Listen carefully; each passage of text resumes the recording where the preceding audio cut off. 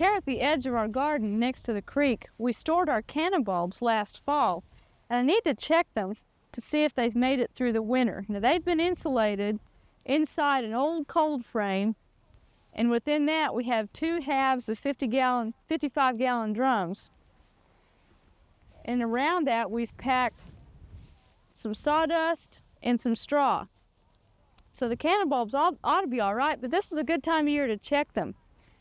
Now, if you have canna bulbs that you've just left in the soil around your garden, you probably ought to dig a few of those and see if they're okay. If they're up near the soil surface, they may have had freeze damage. And so you need to dig some out, take a look at them. If we look at these, you can see that they're nice and firm. If you peel some of the scales away, you can see it's nice and white underneath. Now, this black part right here is where the stalks died back, and that's perfectly normal. But the tissue all around it is perfectly sound, and so these will be in good shape for planting this spring. But right now would be a good time to check your canna bulbs and see if they have made it through the winter. I'm going to pack these back away.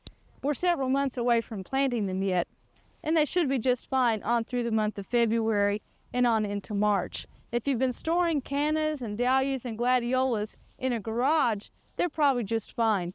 But for those stored outdoors, probably ought to check them. If yours have rotted, you've got time now to order some for spring from some of the catalogs, or make a note to pick some up at the nursery later this spring. We hope you've enjoyed this classic from the Oklahoma Gardening Vault. Remember, even though these tips and techniques are timeless, there's always something new to learn in the world of gardening.